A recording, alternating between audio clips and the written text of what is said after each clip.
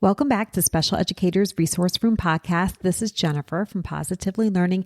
This is episode 2 of our Special Educators Summer Series.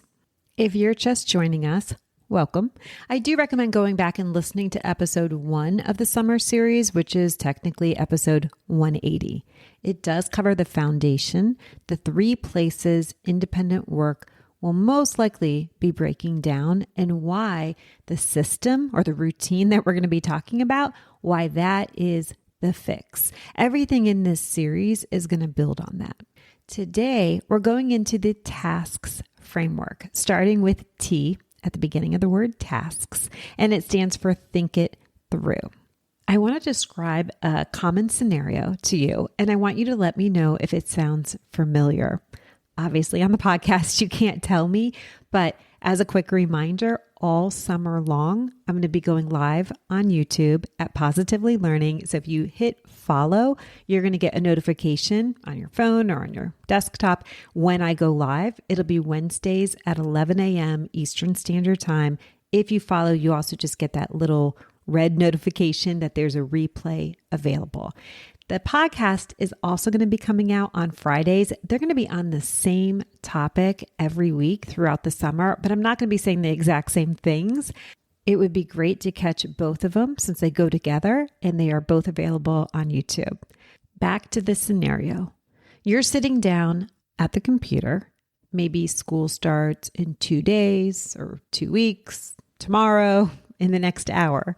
You're sitting down to figure out independent work, and you do what many of us have done in the past. You might open TPT or Pinterest or Instagram, and you start looking.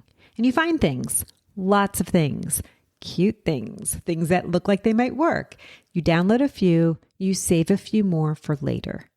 And then school starts, and you put out those things. And for a couple of days, they work.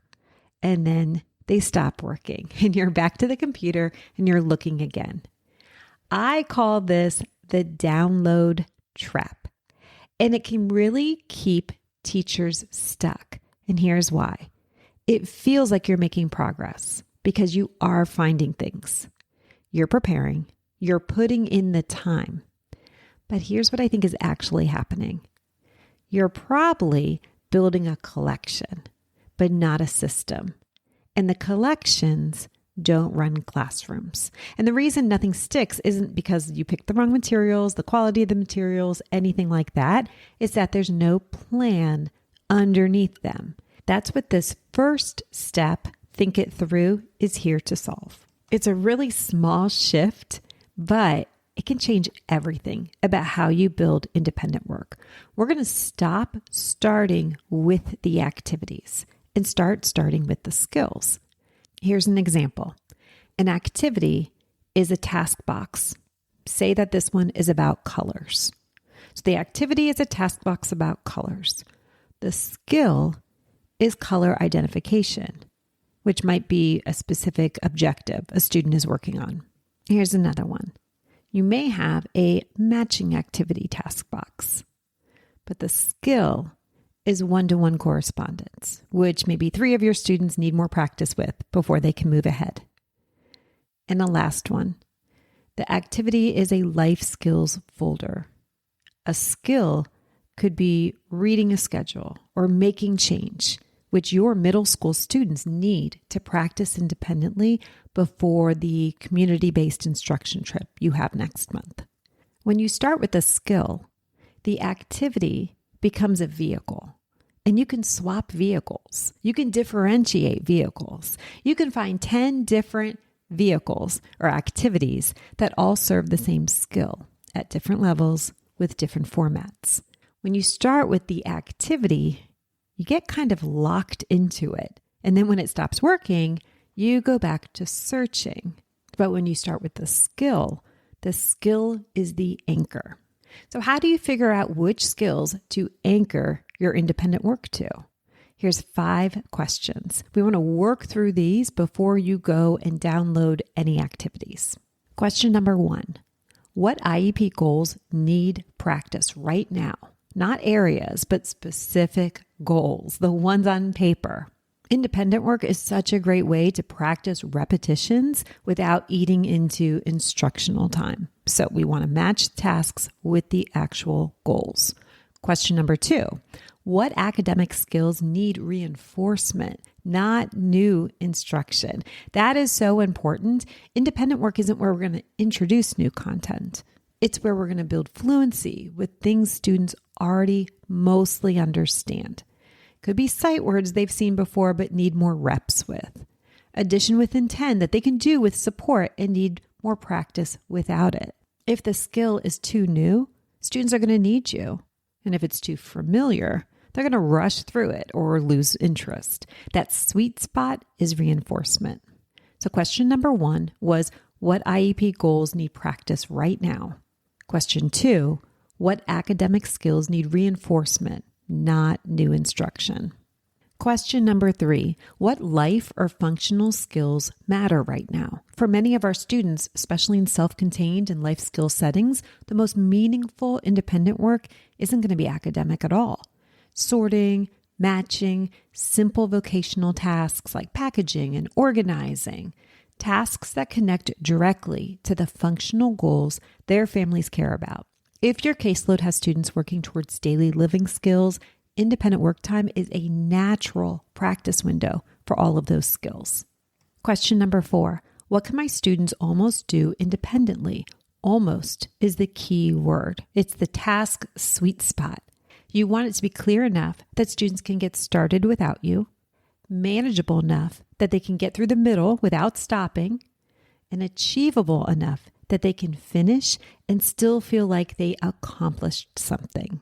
And question 5, this is really important. And it sounds like I might be contradicting what I just said in question 4, but I cannot stress this enough.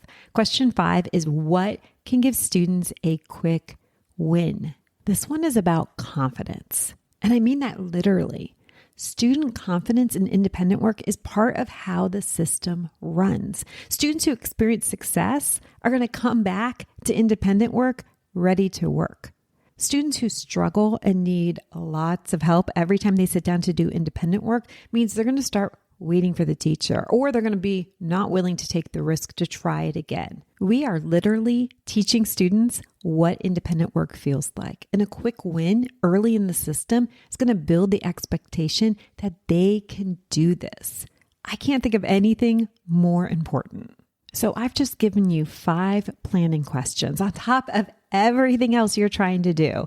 So let's make this a little bit easier. Here is what this step, T for think it through, actually looks like in practice. You take out a piece of paper or open a note on your phone, and you're going to write down 3 skills. 3, not 10, not a full curriculum map, not your entire caseload, but 3 skills that your students need to practice during independent work time. For a resource room teacher with a mixed group, maybe it is sight word fluency at the K through 1 level, 2-digit addition, and following a 2-step visual direction. For a self-contained teacher, it might be coin identification, sorting by category, name writing. And for middle school life skills classroom, maybe it is reading a schedule, making change, and completing a simple vocational task independently. We've got 3 skills. We're going to write them down. As we go through the weeks of this summer series, that list you just wrote down, that list is going to become your filter for every decision you make. What tasks do I need? The ones that practice those skills. How do I differentiate for different levels? Find versions of those skills at different difficulty levels. What do I do when a task stops engaging a student? Go back to the skill. Find a new activity that serves the same skill with a different format. The skill stays. The activities rotate. That's how you build a system instead of a collection. Your homework this week is that list. 3 priority skills written down somewhere where you're going to see them. We're not going to search for materials. We're not going to open TPT. We're just going to write down those skills. Next week, when we're back together, we're going to go into that tasks framework and talk about A, accessing your materials. And I'll tell you right now, that episode is going to feel like a relief because most teachers already have so much more than they think. We're going to take a look at what you have, look at it through the lens of those 3 skills, and figure out what you actually need versus what you might have accumulated. If you want to start searching now with those 3 skills in hand, grab your clipboard, go to the Task Box Club. I'll put a link in the show notes and you can search the library by skill. You're not browsing a store, you're filtering a system. There's a huge difference. And once you feel that difference, you don't want to go back. I'm so excited for you. Thanks so much for listening. I'm going to put the links in the show notes, the links to YouTube. You definitely want to follow over there. And I will also put a link to the Taskbox library. You can grab your 3 skills and start matching them up. Thanks again. I'll catch you next time in the Special Educators Resource Room. Thanks so much for tuning in, and I'm dying to ask, what'd you think? Be sure to hit the follow or subscribe buttons so that you never miss an episode. You can find the show notes and links for everything mentioned in this episode at positivelylearningblog.com. See you next week for more special education solutions.